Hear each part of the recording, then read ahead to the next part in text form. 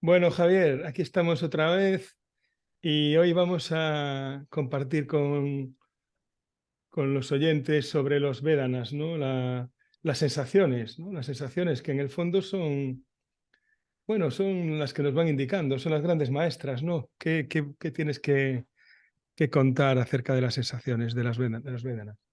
Bueno, yo creo que es un tema quizás no demasiado estudiado, no demasiado, como que no fuese importante, ¿no? Dentro de las tradiciones contemplativas, pero sin embargo, en algunas de ellas, de nuevo en las orientales, ¿no? Budismo sobre todo, pero también el Vedanta, etcétera, se considera nuclear, ¿no? Porque en ambas el apego a las sensaciones, a la sensualidad, sensualidad en un sentido amplio, me refiero lógicamente solo al sexo, sino a cualquier tipo de experiencia sensorial, estaría en la clave del apego y de la dificultad del ser humano como para trascender este mundo, ¿no? Entonces, yo creo que eso es la importancia nuclear de los Vedanas, ¿no? Que es la palabra sánscrita, podemos traducirlo como los tonos sensoriales. A veces se traduce mal como sensaciones, no es el tono sensorial, es decir, la, el perfil de agradable, desagradable o neutro que está en todo, estaría en los cinco sentidos, ¿no? Puede haber visiones agradables, desagradables, neutras, sonidos agradables, tacto agradable, desagradable, ¿no? Muy relacionado con el sexo, pero también experiencias mentales, porque la mente se considera sexto sentido, ¿no? En las tradiciones orientales, agradables, desagradables o neutras, ¿no? Si alguien te alaba y dice, eres un tío fantástico, eso es agradable. Si alguien te critica, es desagradable y pues otras sensaciones son neutras, ¿no? Y eso es un apego tremendo, ¿no? Eso sería el concepto de Vedanas, ¿no? Experiencias sensoriales en cualquiera de los seis sentidos, incluyendo la mente, que necesariamente se clasifican como agradables, desagradables o neutras, ¿no? No sé si Claro, quieres. que realmente lo que estamos haciendo constantemente es buscar esa sensación agradable, ¿no? En todo momento, con lo cual eh, en muchas ocasiones todo lo que hacemos para buscar esa sensación agradable nos puede producir más sufrimiento que el hecho de permitirnos vivir lo que va surgiendo, ¿no? Porque es, por un lado, el apego a la sensación agradable y la búsqueda incesante de la sensación agradable y la aversión a la desagradable, ¿no? Y el tratar de alejarla de nosotros constantemente, la desagradable, y en eso, en esos dos movimientos, estamos constantemente, ¿no? Pero de una manera prácticamente inconsciente, ¿no, Javier? Esto es muy interesante, ¿no? Claro, yo siempre comento en los cursos, ¿no? A la gente, ¿por qué hacemos los seres humanos todo lo que hacemos? Y se podría resumir diciendo, buscando compulsivamente lo que nos gusta, lo agradable, y evitando compulsivamente lo que no nos gusta, lo desagradable. Y ahí lo agradable o desagradable puede ser desde lo más material, ¿no? La riqueza, el sexo, etcétera, a lo más espiritual, ¿no? Quiero alcanzar la vida ultraterrena, quiero alcanzar la iluminación. Es algo que me gusta, ¿no? Es el Claro. mismo nivel de me gusta, ¿no? Puede ser más, digamos, mundano, más virtuoso, más lo que quieras, pero está ahí, ¿no? Y lo mismo pasaría en lo que ocurre en la mente. Yo lo que les invito también a las personas que están con nosotros meditando es que cierren los ojos, que observen lo que aparece en la mente, cualquier tipo de pensamiento verbal, ¿no? Por ejemplo, mañana he quedado con amigos, o mi hijo no me quiere, o lo que sea.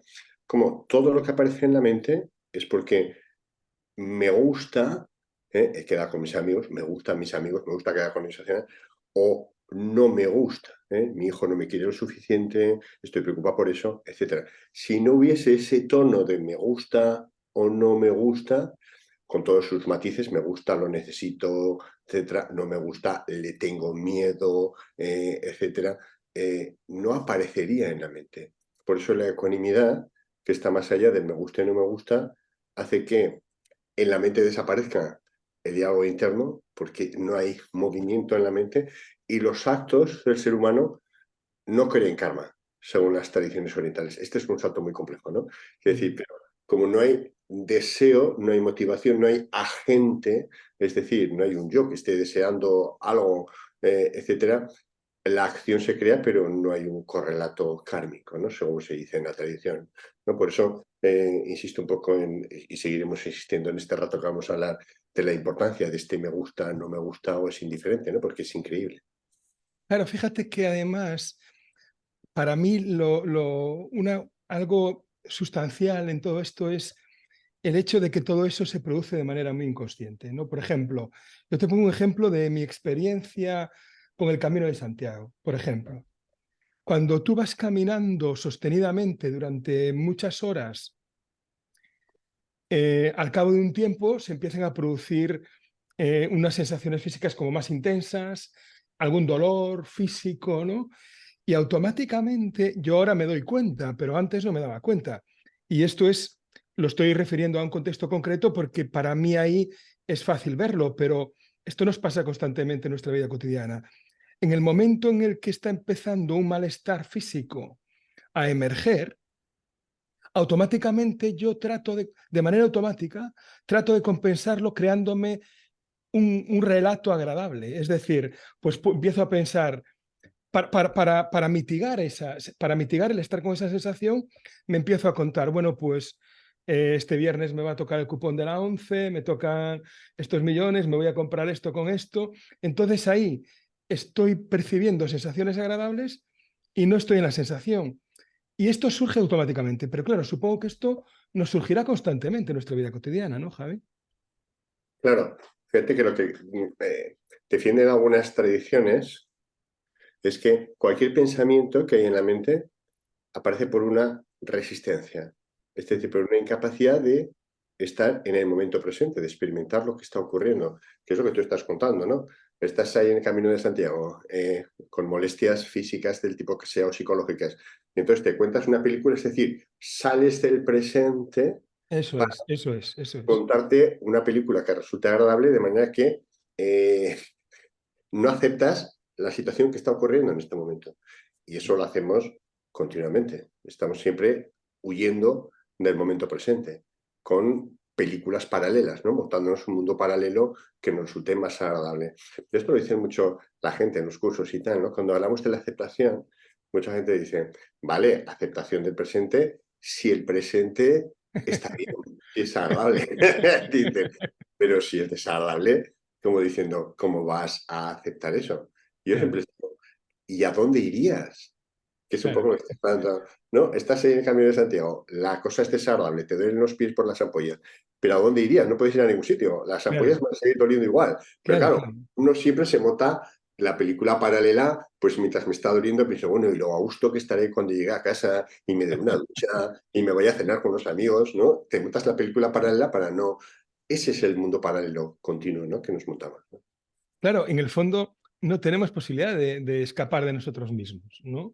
Lo que pasa es que nos montamos una ilusión para no estar precisamente con esas sensaciones, ¿no?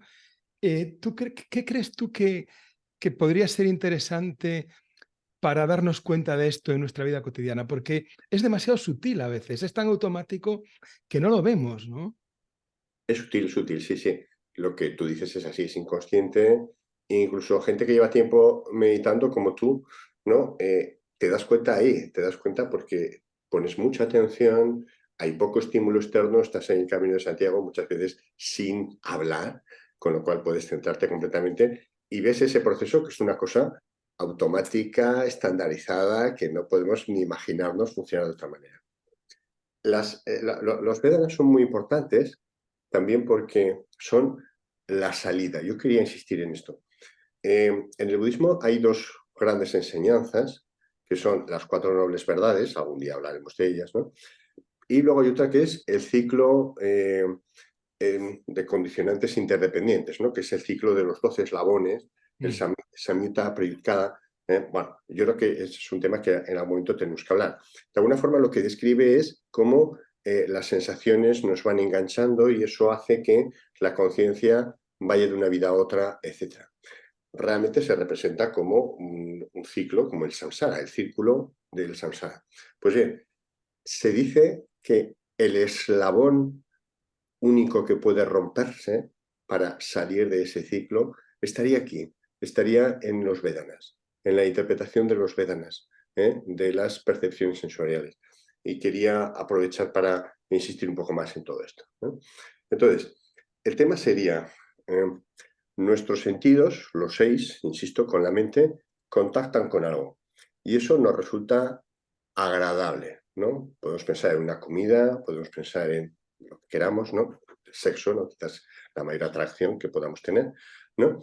Eso nos resulta agradable. Y entonces hay dos movimientos. Por un lado estaría el deseo y por otro lado estaría el apego. Se traducen de diferente forma, ¿no? El deseo, todavía no tenemos el objeto, ¿no? Yo deseo tener esa comida, ¿no? Imaginemos la paella, ¿no? Eso se denomina como craving, ¿no? En inglés. Pero cuando ya tengo la paella o ya tengo eso que me gusta, aparece el apego. Es decir, ya lo he experimentado. Ahora lo que tengo miedo es perderlo. Imaginaos que tengo una gran riqueza, he desarrollado, por lo que sea, ¿no? Tengo riqueza, y lo que tengo miedo es a perderla. El miedo a perderla es más intenso muchas veces que el deseo de tenerlo. Eso en inglés se llama el clinging, ¿no? Entonces, ¿dónde estaría el tema? ¿Cómo se rompe este círculo? Que es un poco lo que estabas comentando. Pues bien, lo que se dice en la tradición budista, en otras tradiciones también, es que el gran engaño es, esto es muy sutil, ¿no? Lo que vamos a comentar ahora, es pensar que lo agradable está en el objeto y no en nuestra mente. ¿Eh? Pongo un ejemplo para los que nos estén escuchando. Imaginaos que a mí me gusta la paella, ¿no? Por ejemplo, plato que me encanta, o los mariscos, cuando vamos con Manu, Alicia, etc. Claro, la mayor parte de nosotros, y yo mismo, siente que lo agradable es la propia paella, el propio marisco en sí, sin darnos cuenta de que eso está en la mente. Entonces, hay algunos ejercicios interesantes para darnos cuenta de eso. Por ejemplo, si yo llevo ya un rato comiendo paella, comiendo mariscos, eso ya no me satisface. Si intrínsecamente estuviese en el objeto, eso no se pararía nunca. Siempre sería agradable, pero no lo es, ¿no?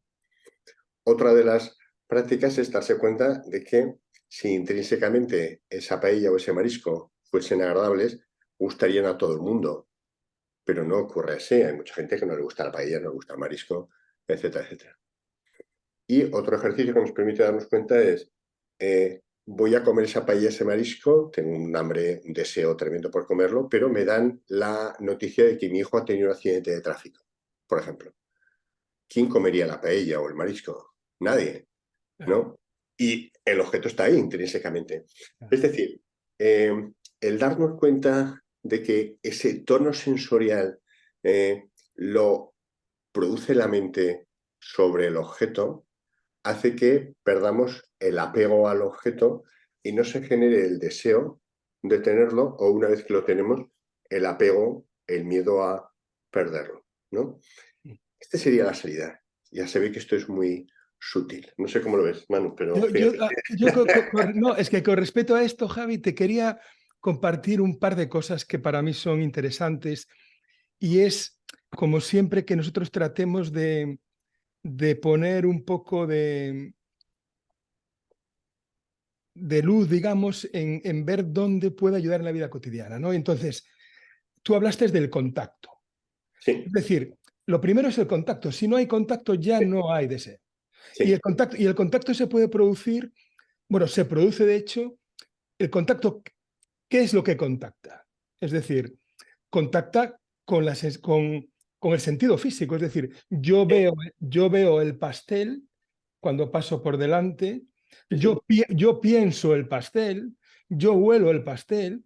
Entonces, en el momento del contacto es un buen momento para ser consciente de esto. Es ese momento, sí, sí. Claro, si no hay contacto, porque si no hay contacto, no surge ya el deseo, ¿no? Porque ya, Claro, fíjate que este es un tema, y perdona que te interrumpa, en que algunas tradiciones contemplativas, por ejemplo el cristianismo, otras, lo que intentan es evitar el contacto. Es decir, claro, no vea usted nunca un Claro, pastel, no claro, vea claro. nunca a alguien del otro sexo, no Claro, vea, claro, lo claro, cual, claro, claro. teóricamente no hay contacto.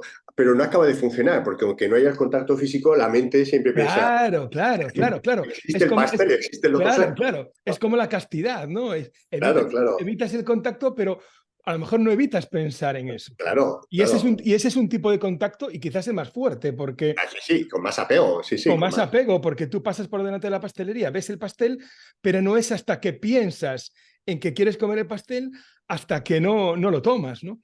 Sí, sí, Ahí es donde yo creo que ahí había que prestar atención cuando se inicia el contacto. sí, Pero sí, luego, sí. sí, sí, di. No, sí, sí, sí, absolutamente de acuerdo.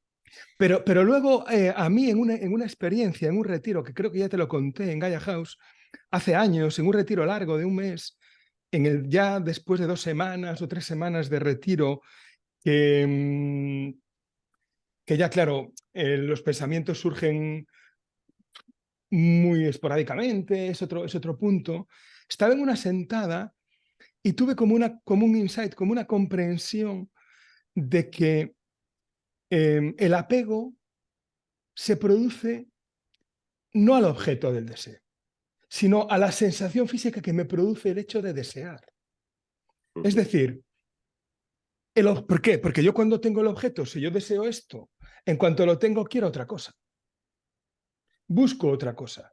¿Por qué? Porque en aquel momento yo me di cuenta de que a lo que yo estaba pegado realmente era a la sensación física, al Vedana, que me produce el hecho de estar deseando constantemente.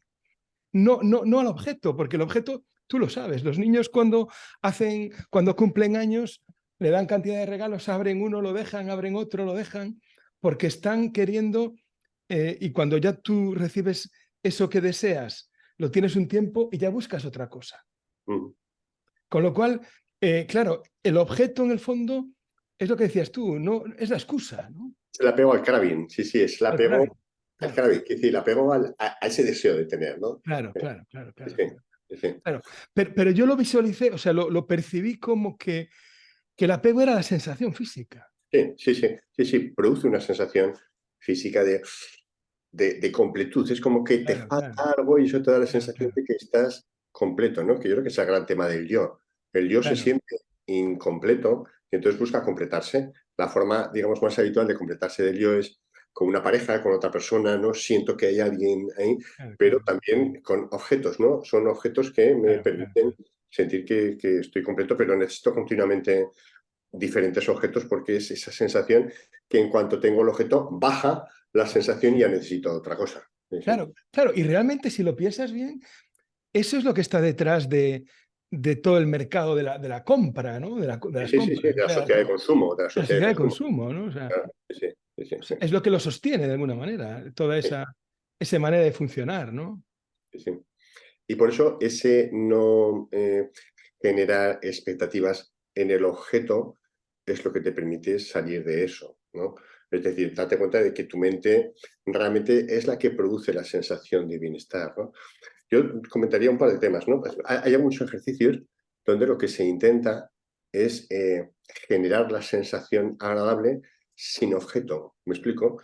Yo puedo Ujú. intentar recordar el sabor agradable de la paella sin paella, ¿no? Y Claro, entonces, claro, claro, claro. para darme cuenta de que eso está en la mente. Si estoy bien entrenado, porque es una práctica como otra cualquiera de meditación, ¿no? Donde yo visualizo, por ejemplo, una deidad, pues es lo mismo. Es como, en vez de visualizar, experimentar en otro campo sensorial, que es el del gusto, un recuerdo, ¿no? Y algunas veces lo que se hace es sobreimponer ese recuerdo, ese sabor de la paella, por ejemplo, sobre un objeto neutro. Imagínate que estuvieses comiendo tofu, ¿no? Que es bastante insípido, o arroz cocido, que es insípido en general, ¿no? Y Sí. sobreimpones el sabor de la paella, como para acabar de darte cuenta de que no está en el objeto, de que está en tu mente, O sea, ¿no? lo sobrepones con el pensamiento, ¿te refieres? Sí, sí, Pensándolo. sí, sí, Ah, sí, vale, sí. vale. Recordando, realmente no es pensando, sino es experimentando la sensación. De Claro, hecho, claro, ¿no? Como los perros de Pavlov, tú claro, puedes claro, llegar claro, a salivar simplemente imaginando claro, la comida claro, claro, agradable. Entonces tú totalmente. imaginas, visualizas la comida agradable, etcétera, y experimentas ese sabor que puedes llegar a salivar y todo. Y eso lo sobreimpresionas en un objeto plano como es el tofu o como es el arroz, para de alguna forma llegar a la convicción de que está en la mente, de que no es el objeto, de que está en la mente, ¿no? Es fascinante el proceso. Esto es una práctica interesante, ¿no? Es una práctica Porque, muy interesante, sí, sí, pero no tiene más función que continuamente te des cuenta de que está en la mente, de que está en la mente, en fin, lo que en las tradiciones orientales se dice, todo está en la mente, absolutamente todo, ¿no? o sea, Es una proyección de la mente. yo creo que a partir de ahora, si la gente hace esta práctica, Jeff Bezos va a estar detrás tuya buscándote. Nos va a poner ahí alguien a cortarnos, nos va a cortar el Instagram. Y tal, sí, sí. Claro, Pero porque es que es muy interesante, porque funciona de manera tan automática, ¿no? Tan claro, automática que claro. somos presos de eso, ¿no? Somos prisioneros, ¿no? O sea, Pero fíjate, y esto me retrotrae a mí a una enseñanza de alguien que yo considero un gran maestro, tú lo conoces también, al venerable Vico Analayo, ujú. que decía, yo me acuerdo que hablando con él, estamos más gente, ¿no? Sobre temas pues, de experiencias sensoriales, e incluso de sexo, ¿eh?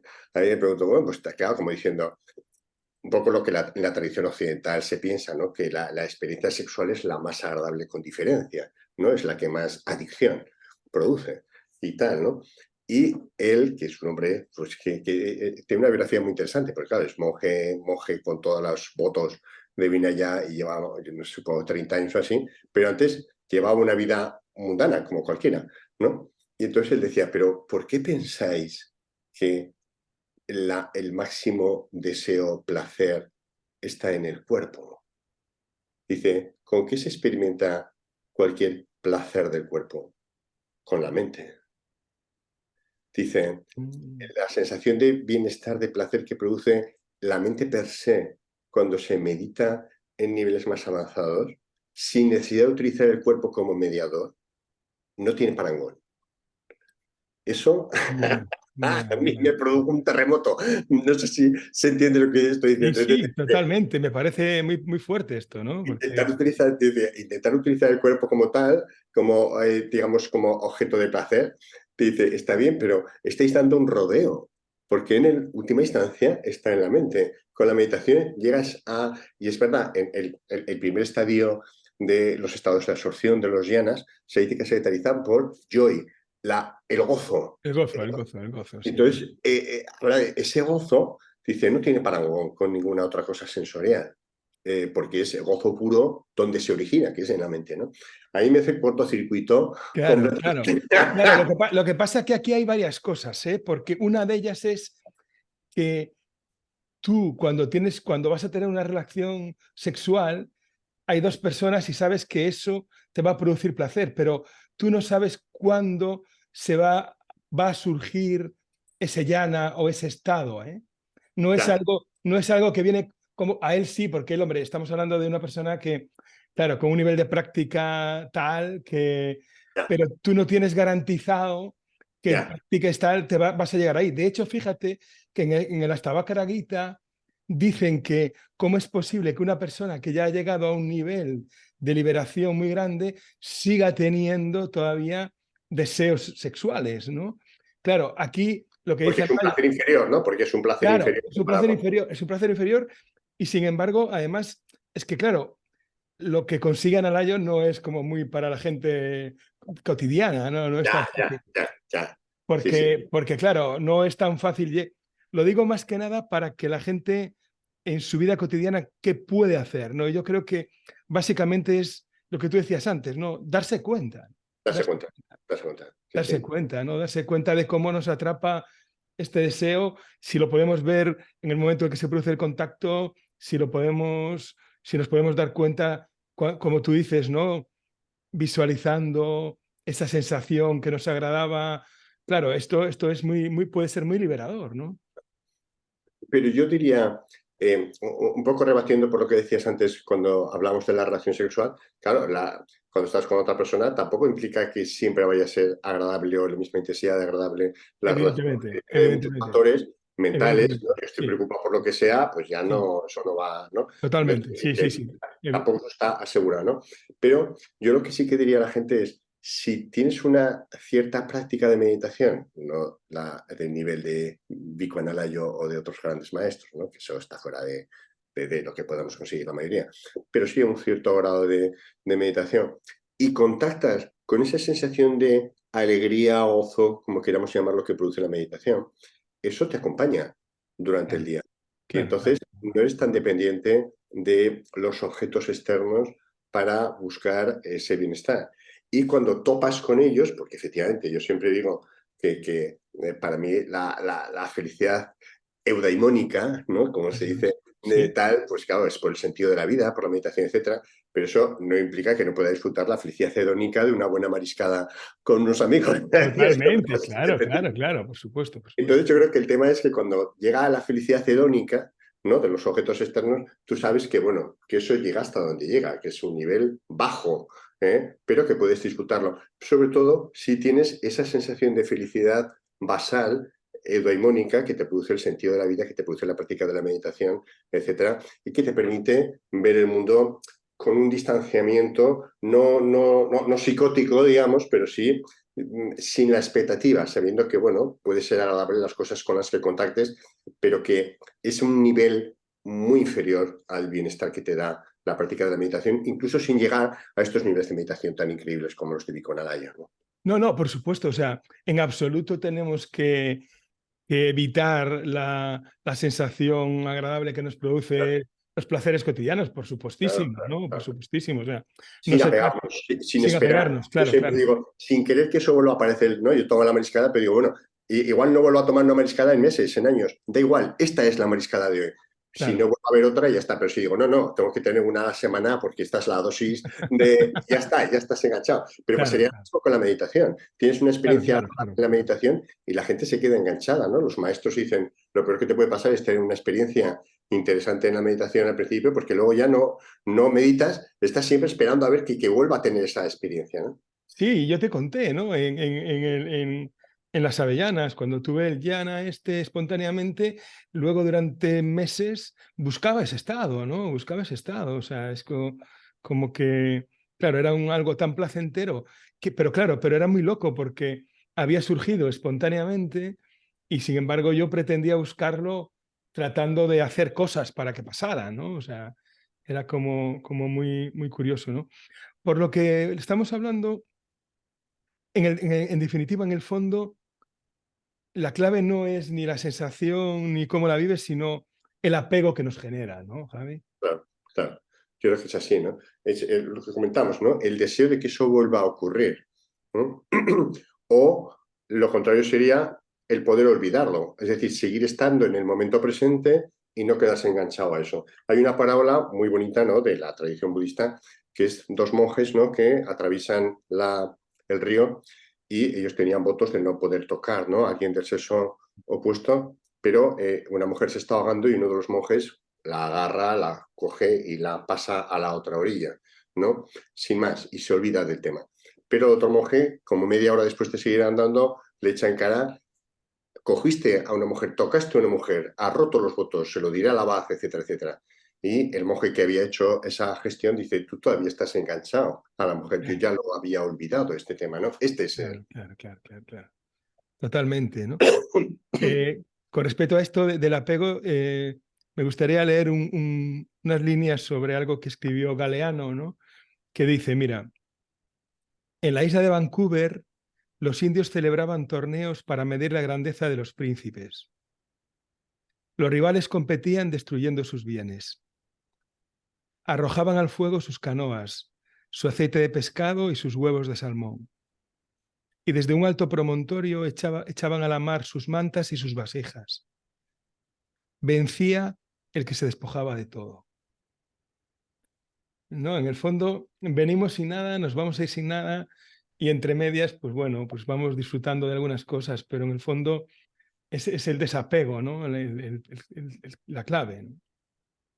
Rumi decía, ¿no? Dice, da todo lo que tengas que dar antes de que la muerte se lleve todo lo que tienes, Mm, ¿no? Es decir, al final vamos a tener que deshacernos de todo, ¿no? Despegarnos de todo. Por tanto, ¿por qué mantenerlo, ¿no? ¿Por qué no hacerlo en vida, ¿no? Ofreciéndolo a otras personas, al mundo, etcétera, ¿no? Pero es complicado, claro, es complicado ese desapego. claro, es complejo, sí. Bueno, Javi, llevamos ya media hora. Vamos, si te parece, a dejarlo aquí y agradecemos a los oyentes de esta sesión. Muy bien, pues nada, un placer, una semana más y seguimos analizando otros temas contemplativos en el futuro.